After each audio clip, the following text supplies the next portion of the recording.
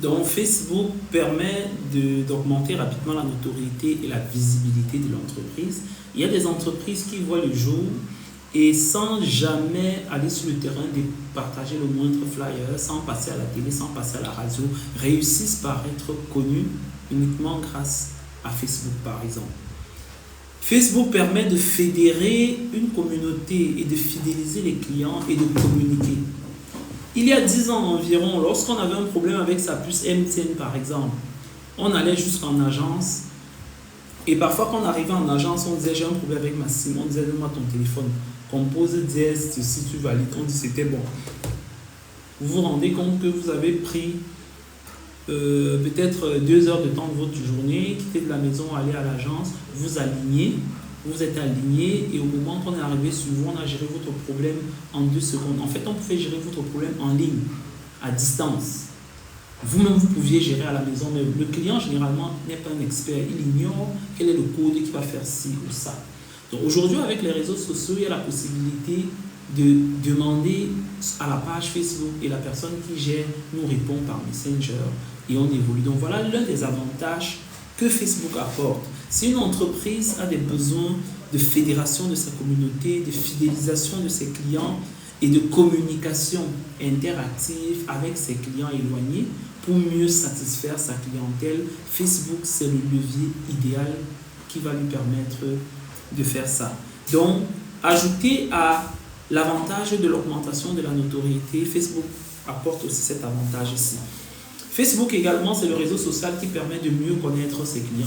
Quand vous êtes présent sur Facebook, alors vous pouvez cliquer pour voir le profil de votre client et tout, et pouvoir échanger avec lui de façon personnalisée. Et les clients aiment ça, se rendre compte que son entreprise le connaît et son entreprise le prend au sérieux. Avant, ce n'était pas possible. Donc aujourd'hui, c'est possible et c'est l'un des gros avantages que Facebook apporte aujourd'hui sur un plan marketing et communication. Facebook également est un excellent levier de visibilité qui permet de prospecter en séduisant ses nouveaux clients. Quelque chose que moi je faisais quand j'étais encore community manager à l'époque, c'est que quand j'avais déjà fait mon calendrier, j'avais déjà fait ma publication de la journée, qu'est-ce que je faisais? L'entreprise, par exemple, c'était une entreprise e-commerce et on vendait de tout sur le site internet. Je ne restais pas là à attendre qu'il y ait les commentaires, il y ait les likes, les partages avant de réagir. Ce que je faisais, c'est que quand j'avais fait mes publications de ma journée, en attendant les commentaires et tout, je faisais une recherche dans la barre de recherche. Je pouvais par exemple chercher Powerbank et je tape. Quand je tape ma recherche Powerbank, je vais aller dans les filtres. Je vais dire, je ne cherche pas les pages ou les groupes. Je cherche les publications qui ont le terme Powerbank à l'intérieur. Et quand je le fais, je vois une publication où un mec a écrit et il a dit que mon powerbank est en panne, ou puis-je trouver un autre powerbank. Oh, je laisse le commentaire là-bas avec la page Facebook de Jumia. Vous dites vraiment c'est dommage, mais ça tombe bien, nous avons des powerbanks de très bonne qualité chez Jumia. Et en passant, je pars sur notre site internet, je fais une recherche aussi de powerbank, je prends le lien de tous les powerbanks classés par ordre de prix croissant. Et je copie le lien de ça. Quand je finis mon commentaire, je dis cliquez ici pour voir notre offre. Je laisse le commentaire. Quand le client, l'internaute, a juste fait sa publication et il voit la grosse entreprise de e-commerce, Jumia a répondu, il est surpris. Comment Jumia fait pour savoir que j'ai publié et que je cherche le powerbank? Et du coup, il répond en disant vraiment merci, je jette un coup d'œil rapidement. Et après, quand il est satisfait, peut-être lui-même viendra publier sur son Facebook que waouh, j'ai vécu quelque chose d'incroyable. En publiant sur ma page Facebook que mon powerbank est en panne, Jumia a détecté, Jumia m'a écrit et Jumia m'a proposé un lien avec des powerbanks bon rapport qualité-prix sur son site internet. Voilà par exemple l'un des gros avantages de Facebook. Facebook permet de prospecter. Donc ça, c'est juste pour te faire comprendre que aujourd'hui, sur les réseaux sociaux, on ne publie pas, on croise les bras, on reste, on attend le commentaire et on répond aux commentaires. Non. Aujourd'hui, quand on a publié sur les réseaux sociaux, on passe le temps à identifier des mots-clés. Griotis Digital Academy, par exemple, mon centre de formation, offre des formations pratiques en marketing digital. Donc, au quotidien, moi, je tape marketing digital, formation marketing digital. Community management, formation community management. Chaque jour, je tape ça dans la barre de recherche, je fais une recherche, et quand je vois quelqu'un qui a publié, qui connaît un bon centre de formation en community management, à Douala, s'il vous plaît, urgent. Que ce soit sur Facebook, Twitter, Instagram, n'importe où, je fais ces recherches-là.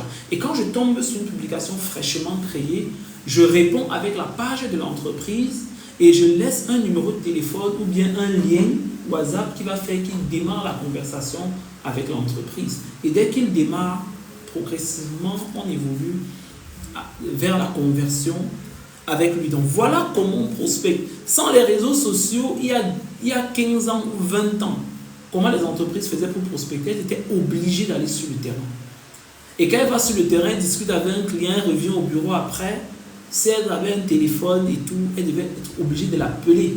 Parce qu'il y a 20 ans, il n'y avait même pas de SMS et tout. Donc voilà un peu les réalités d'aujourd'hui. Voilà comment les réseaux sociaux, avec le cas pratique de Facebook, sont utiles sur le plan d'acquisition de la notoriété, sur le plan de la fédération de la communauté et de leur fidélisation, sur le plan de la connaissance du client et aussi sur le plan de la prospection de la clientèle. Alors, l'autre avantage de Facebook, c'est qu'il permet de lancer des publicités attractives et hautement ciblées. Hautement ciblées, pourquoi? Parce qu'il n'y a que des plateformes comme Facebook dans le monde entier qui ont la possibilité de lancer des campagnes qui ne seront vues que par les femmes ou par les jeunes d'un certain âge ou bien par des personnes qui ont des enfants ou bien par des personnes qui aiment quelque chose. À la télévision, à la base, lorsqu'on lance une campagne de communication, toute personne qui est connectée devant le poste téléviseur à ce moment-là voit la pub.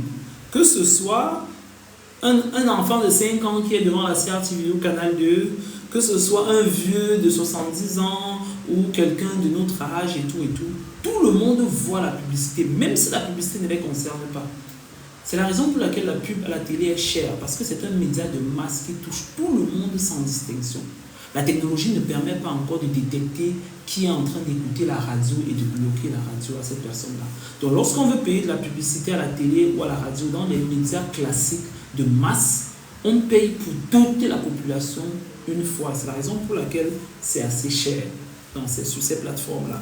Par contre, sur Facebook, on peut faire une publication et on paye la publicité et on dit les hommes ne doivent pas voir ça. Ça s'appelle la publicité de serviettes hygiéniques ou bien la publicité de lingettes ou bien la publicité des produits féminins en tout cas, des perruques, etc., etc. On peut bloquer les hommes. On peut même bloquer les femmes de plus de 50 ans et les femmes de moins de 20 ans. On peut bloquer les femmes qui vivent à Bafoussam et on ne veut que les femmes qui vivent à Douala. Et les réseaux sociaux comme Facebook sont les seules plateformes qui sont capables de faire tous ces filtres-là. Ce qui est très important de savoir, c'est que les filtres maintenant ne se font pas au hasard.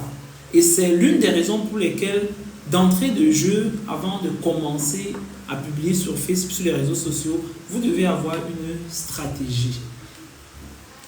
Quand on a commencé avec les buts de l'entreprise, on a fait le diagnostic, on a étudié la cible de l'entreprise jusqu'à aboutir sur le persona.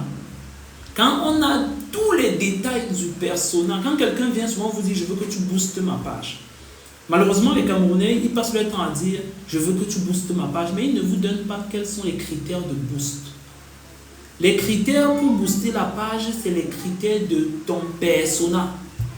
Ta cible correcte, c'est qui? C'est des femmes âgées entre 25 et 35 ans.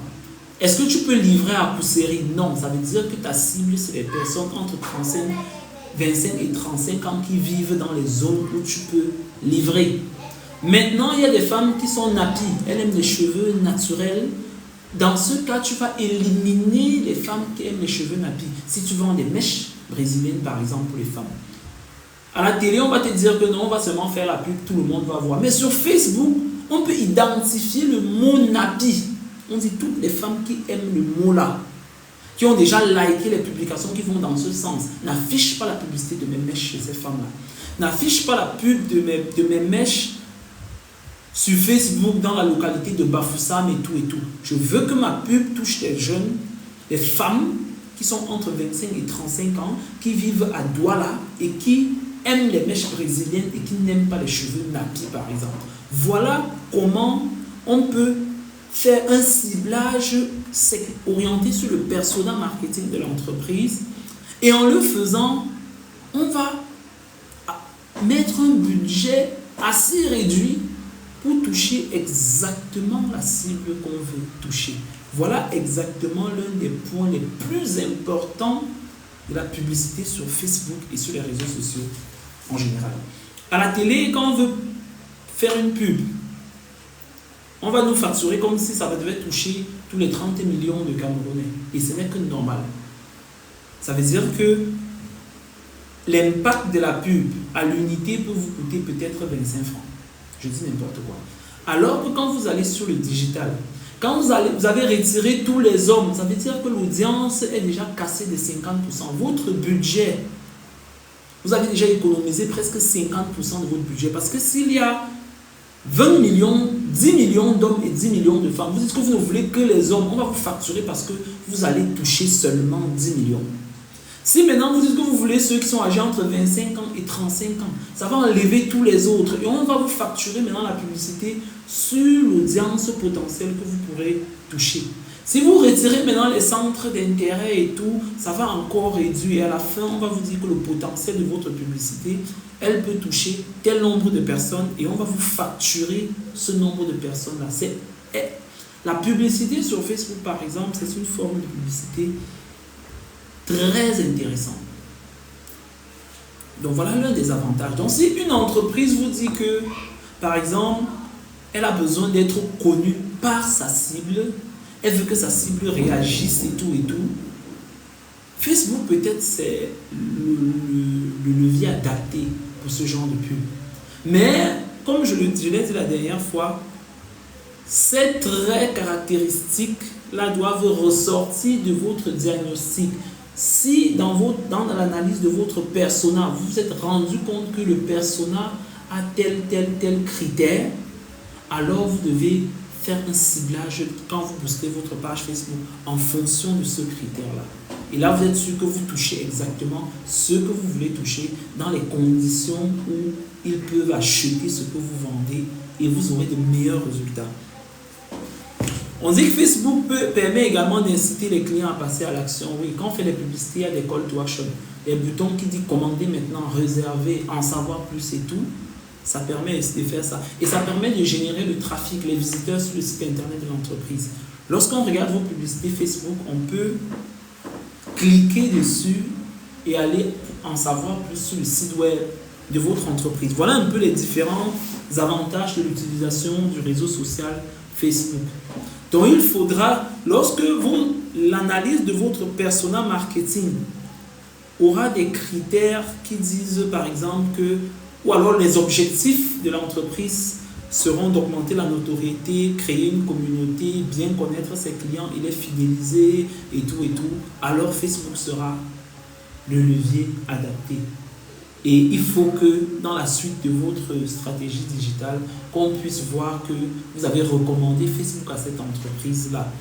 Maintenant, plus tard, en fonction du comportement de cette cible et tout, vous allez donner un planning de publication adapté avec une ligne éditoriale. Les sujets dont vous allez parler doivent être cohérents avec le comportement de la cible pour qu'elle puisse savoir que c'est à elle qu'on s'adresse et qu'elle puisse réagir. Donc maintenant en bas, on dit quand est-ce qu'on doit utiliser Facebook? Lorsque l'entreprise n'a pas de visibilité. Lorsqu'on souhaite joindre un grand public dans le but d'accroître le portefeuille client. Lorsqu'on veut attirer de nouveaux clients pour rentabiliser les activités de l'entreprise. Lorsqu'on veut fidéliser et informer la clientèle pour tisser des relations. Lorsqu'on veut offrir une vitrine pour promouvoir et humaniser l'entreprise auprès de sa clientèle. Pour humaniser, ça veut dire qu'on fait rendre ça humain, que le client puisse parler avec l'entreprise sans problème. Donc voilà un peu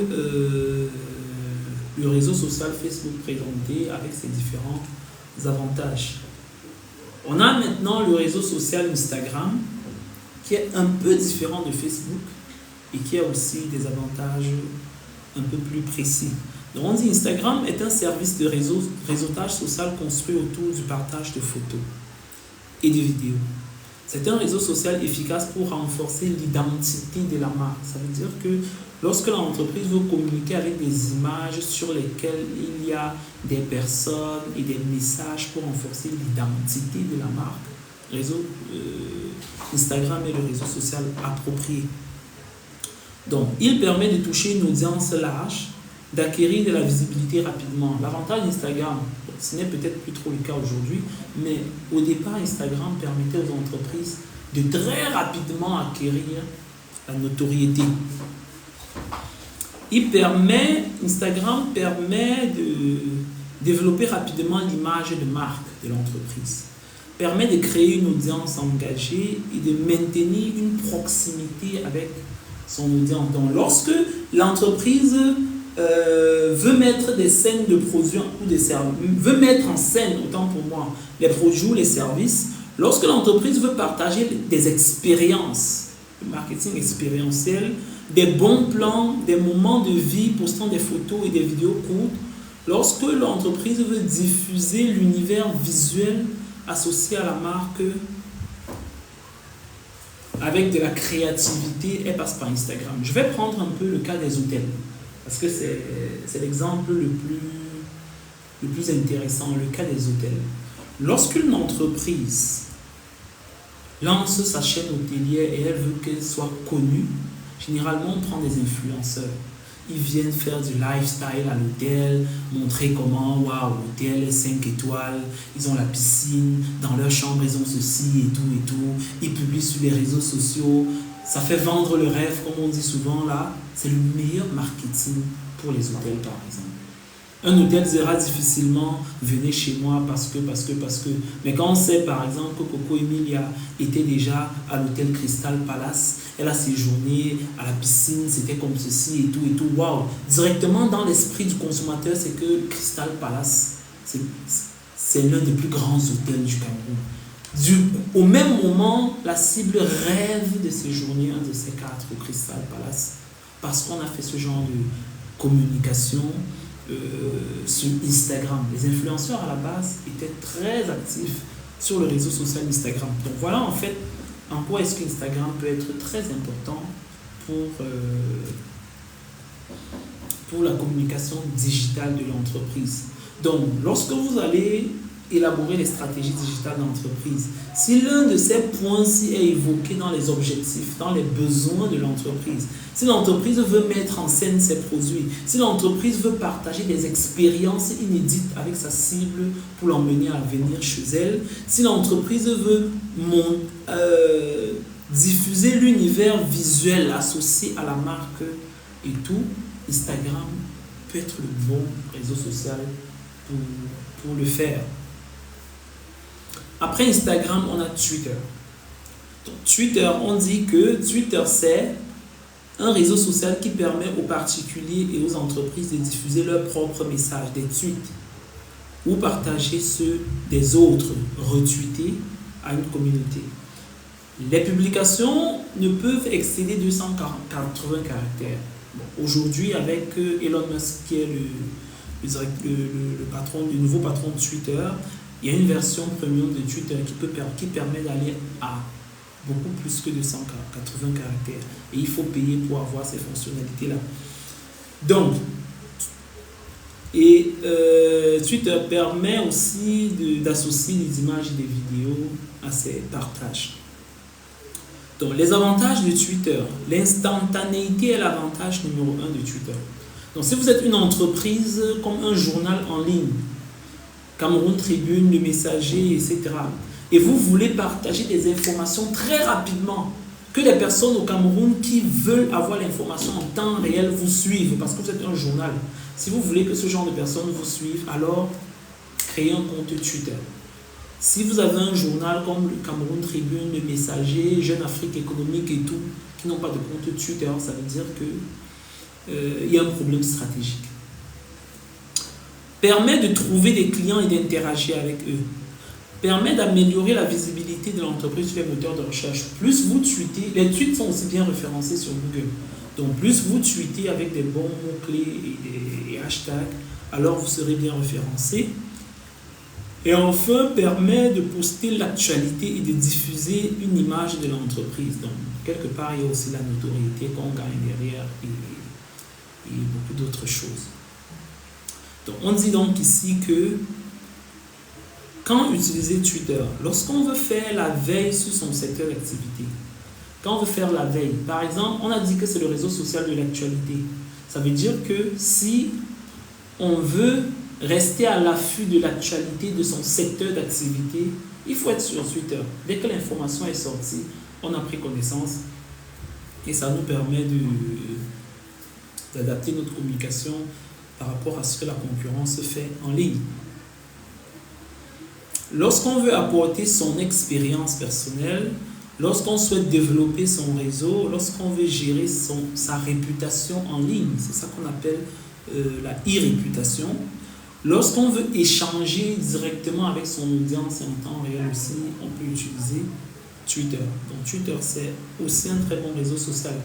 Donc, vous allez remarquer que d'un réseau social à l'autre, il y a les fondamentaux qui sont les mêmes parce que tous les réseaux sociaux à la base permettent d'avoir de la notoriété, de la visibilité.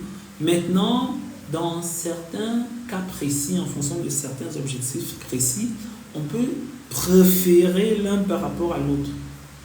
Jusqu'à présent, on a vu Facebook, Instagram et Twitter. On voit que tous permettent de gagner en notoriété, mais on sait quand même déjà que Facebook peut être le plus important parce que Facebook, c'est un peu le réseau social passe-partout. Après ça, maintenant, on a LinkedIn. Bon, avant, est-ce que tu as un compte sur le réseau social LinkedIn?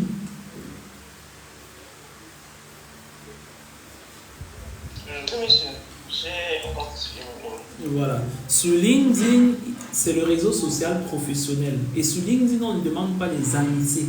On ne parle pas que je suis ami avec lui. On dit je suis en relation avec lui.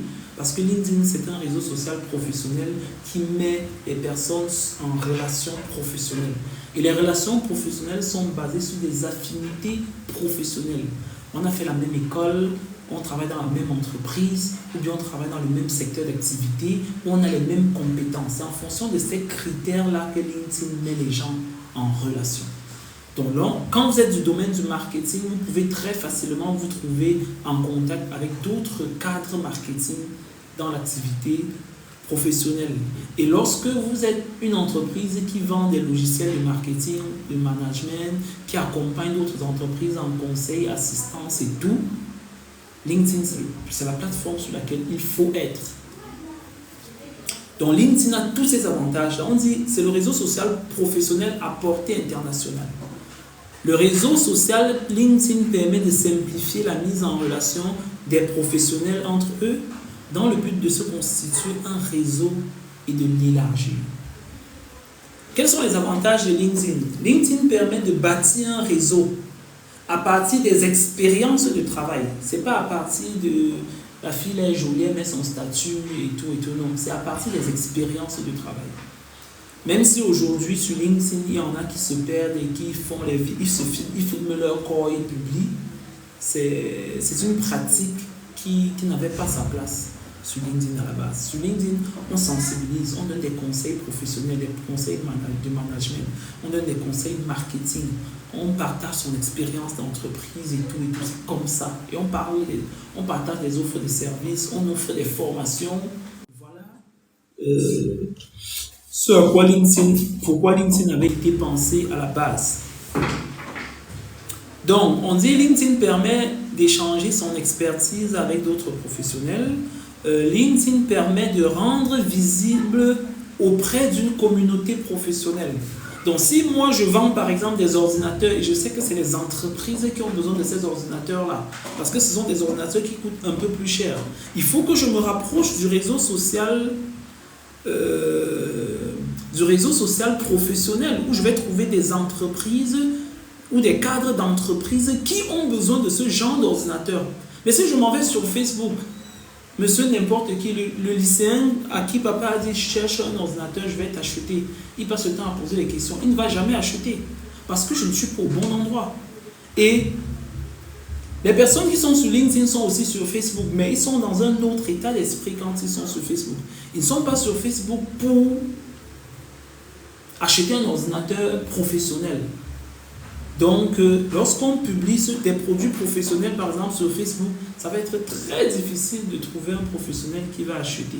Par contre, si on le fait sur LinkedIn, d'entrée de jeu, quand il se connecte sur LinkedIn, il prend au sérieux tout ce qu'il voit.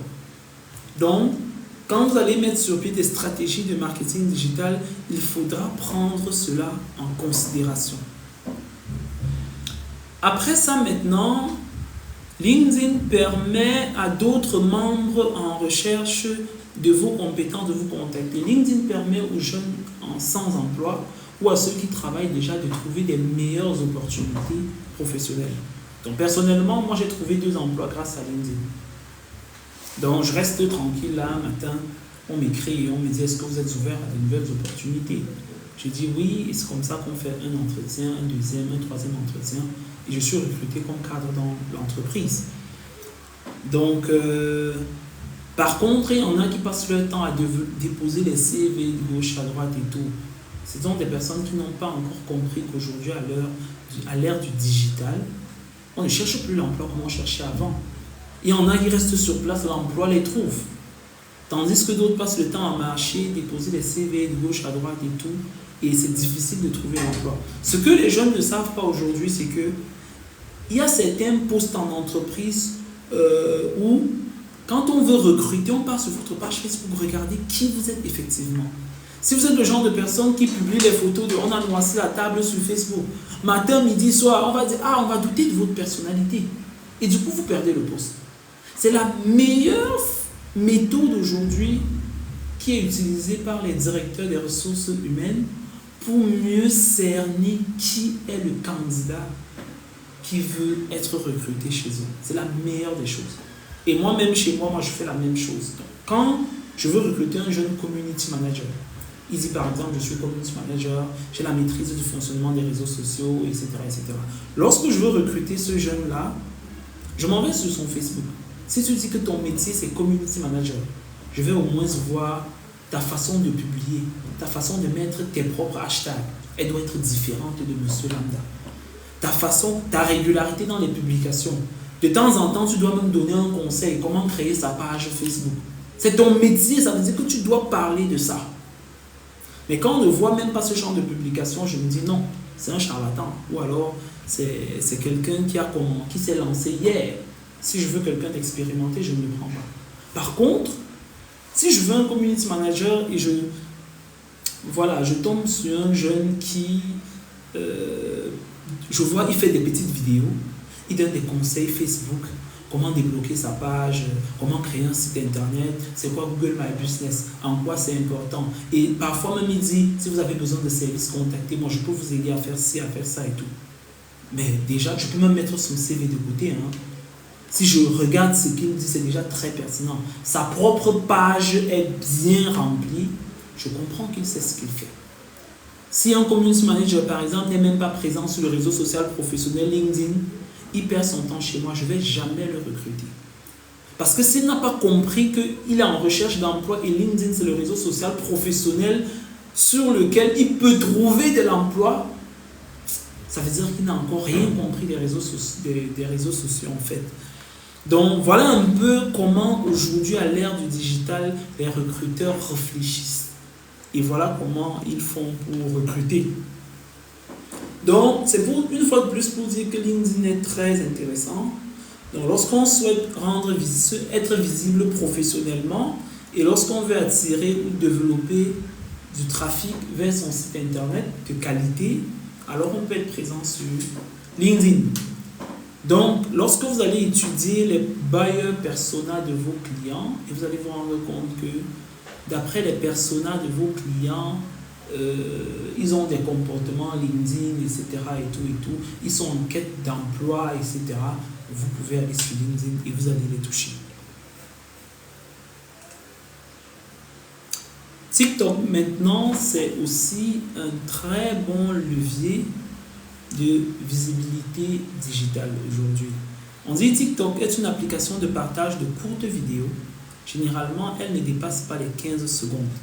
Bon, aujourd'hui, TikTok va même jusqu'à... Je crois que j'ai publié ma première vidéo de 30 minutes hier, ou entre 15 et 30 minutes. Donc, l'utilisateur monte lui-même un clip avec ses images. Il ajoute ensuite une chanson dans le fond, du bruitage et une voix, et il publie. Donc, TikTok, c'est à la base pour le divertissement.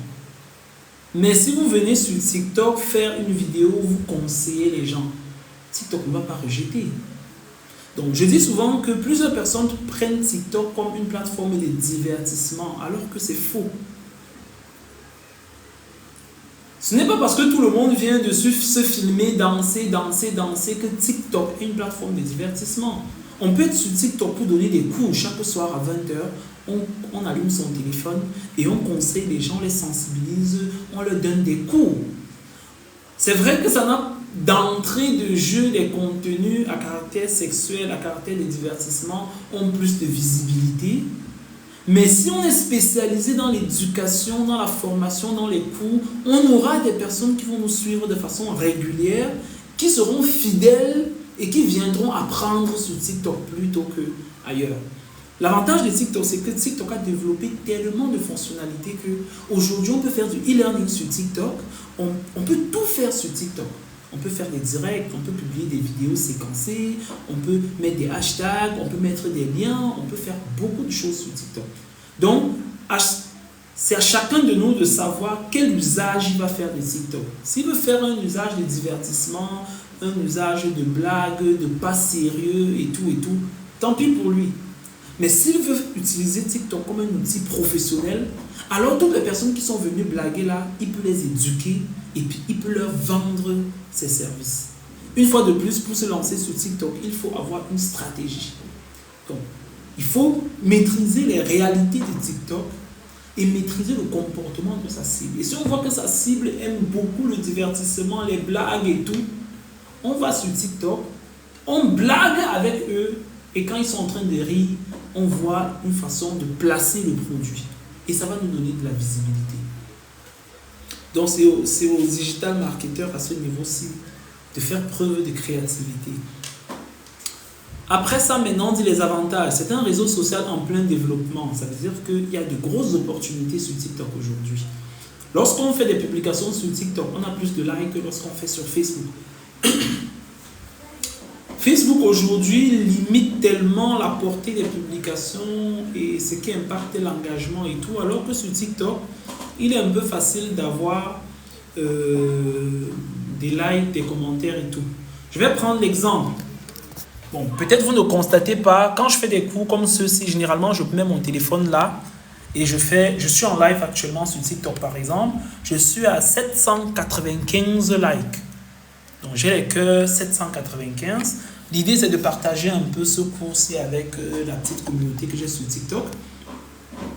Et voilà 795 likes. Alors que si j'étais sur Facebook, je doute fort qu'il y aurait déjà eu 100 likes sur le direct que j'aurais fait sur Facebook.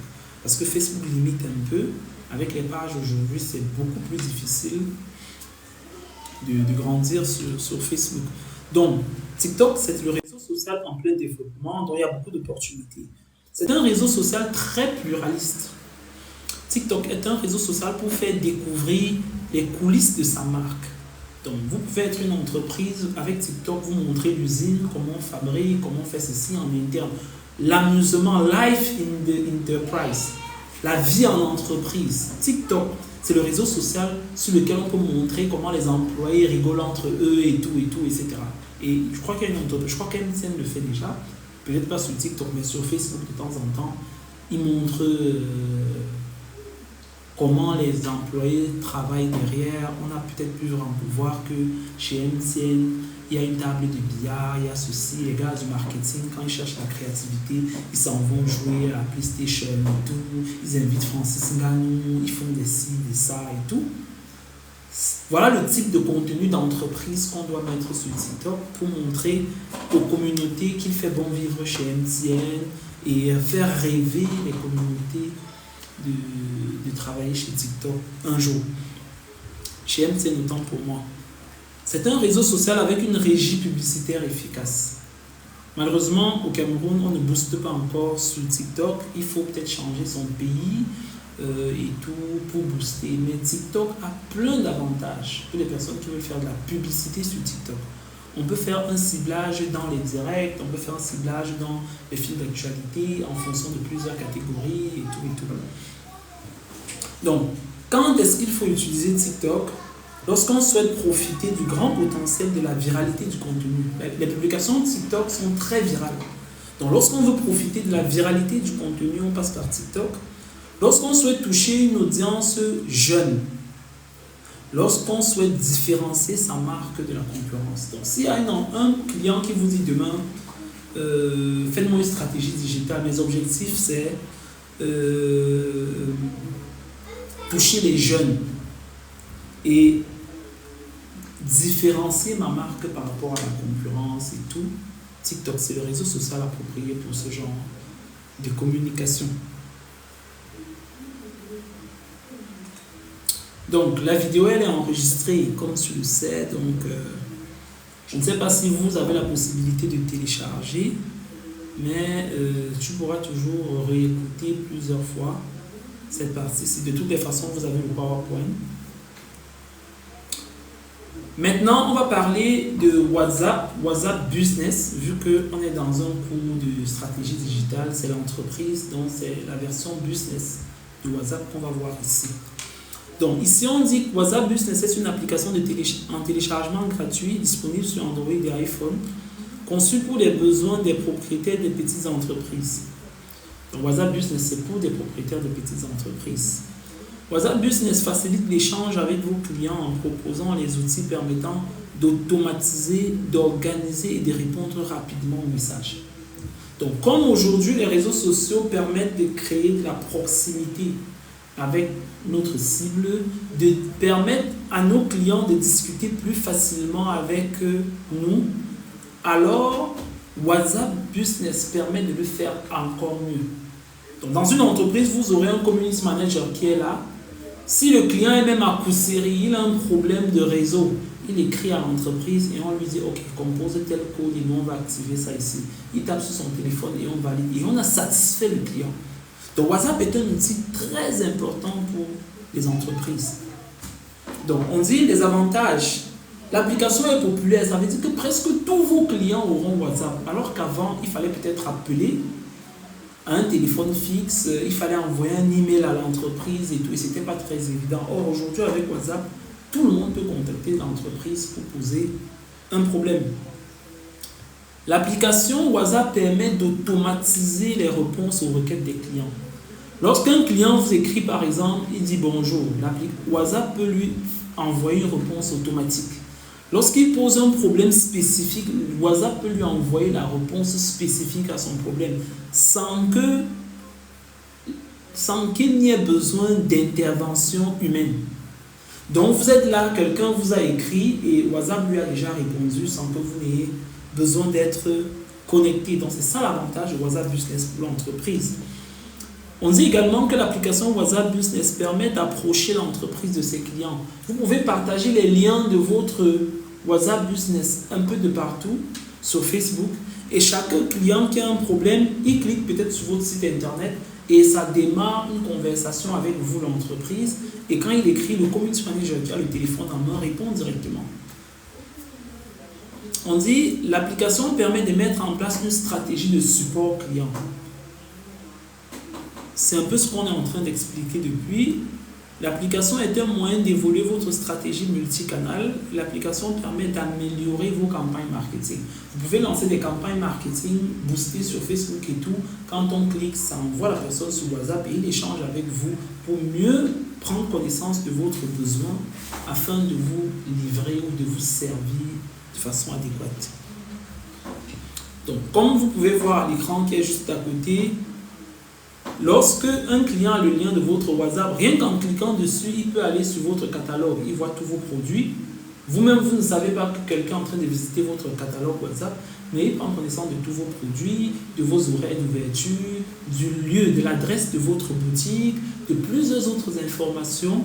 Et vous allez voir un moment où il va écrire sur le catalogue, il va vous dire, je veux ce produit livré pour à tel endroit, et livre. Et vous allez livrer. Donc ça, c'est vraiment pour les très petites entreprises, WhatsApp permet de le faire. Donc quand est-ce qu'il faut utiliser WhatsApp Business? L'entreprise doit utiliser WhatsApp Business lorsque sa cible ou ses prospects utilisent Google pour leur recherche. Lorsqu'on n'a pas de site web, on peut utiliser WhatsApp. Et lorsqu'on veut accroître le trafic dans sa boutique, on peut utiliser WhatsApp également. Alors, YouTube maintenant, on a déjà parlé de YouTube tout à l'heure. On a dit que YouTube, c'est un site web d'hébergement de vidéos et médias sociaux sur lequel les utilisateurs peuvent envoyer, regarder les vidéos, commenter, évaluer et partager les vidéos en streaming. Donc YouTube permet d'élargir votre audience et d'engager votre communauté, de développer la stratégie de contenu de votre entreprise et d'améliorer votre référencement. Plus vous avez des vidéos sur YouTube, mieux ces vidéos-là, ces vidéos-là sont référencées. Et comme ces vidéos dans la description ont les liens de votre site internet et tout, alors ça améliore votre visibilité en tout cas dans les moteurs de recherche. Donc, on utilise YouTube lorsque l'entreprise veut humaniser ses activités à travers des vidéos où on peut voir le personnel et tout. Lorsque l'entreprise veut accroître sa visibilité, lorsque l'entreprise souhaite faire preuve d'expertise, notamment grâce aux tutoriels et à des conseils pratiques qu'ils vont donner sur leur chaîne YouTube. Donc voilà en quoi YouTube est important et pour quelles raisons on peut recommander dans la stratégie digitale d'une entreprise d'être présente sur YouTube. Bon, le SEO maintenant. Donc, prenons une petite pause avant de revenir continuer. Le SEO, il est très important.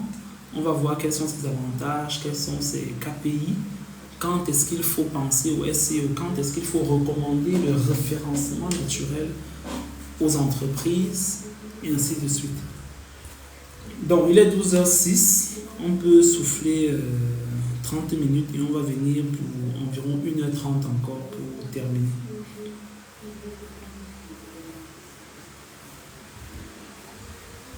Ok, compris, monsieur.